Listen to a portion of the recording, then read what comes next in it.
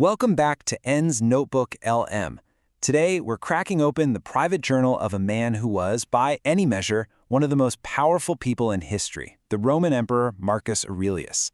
Think about it. The guy faced war, a devastating plague, even betrayal from his inner circle.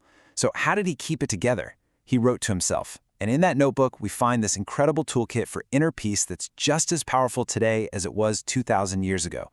We're going to unpack the core ideas from his writings, what we now call meditations, to see how an ancient emperor's private thoughts can give us a blueprint for resilience in our own crazy lives. So this quote right here, this is really the central metaphor for our whole story today. Marcus saw all of life's troubles, the stress, the chaos, the drama, as these relentless waves, just crashing against us over and over. But he believed we could build an inner strength, a core so solid that we not only withstand the storm, but we actually calm the waters around us.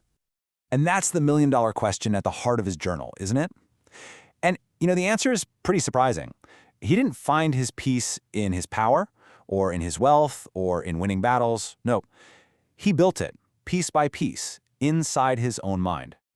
So first, let's just meet the man and really get a sense of the immense, almost unimaginable pressure he was under. Being the Emperor of Rome, well, it wasn't just about marble statues and fancy robes.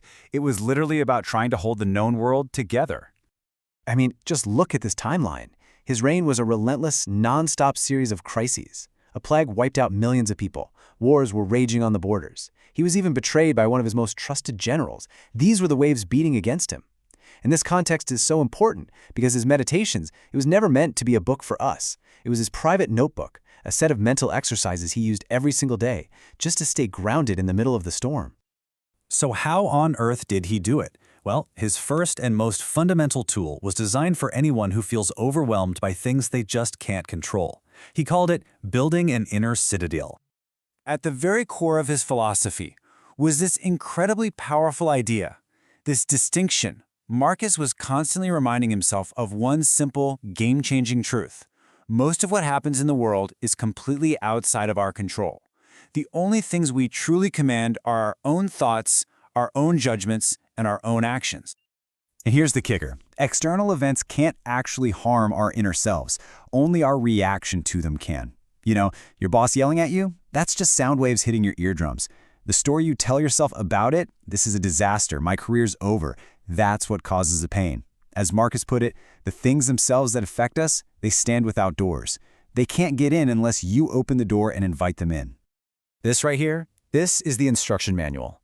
If you can just stop adding your own dramatic opinions to events, this is unfair, this is the worst thing ever, then you'll remain untouched.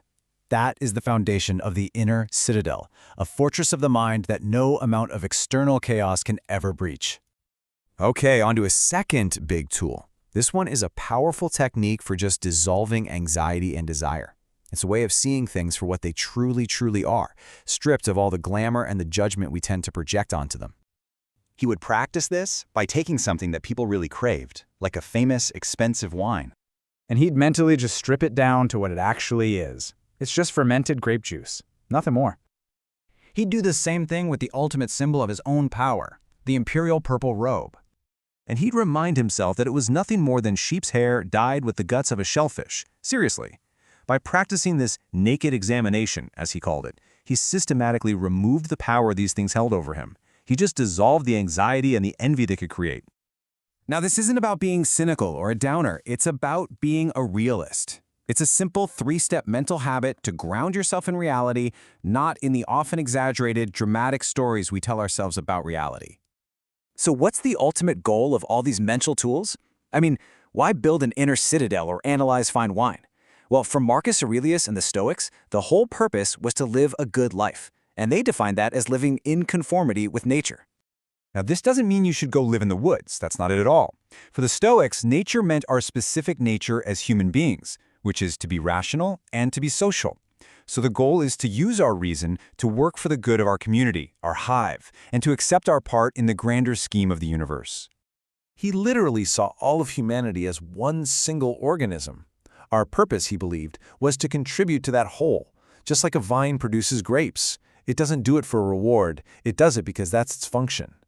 For Marcus, doing good for other people is its own reward.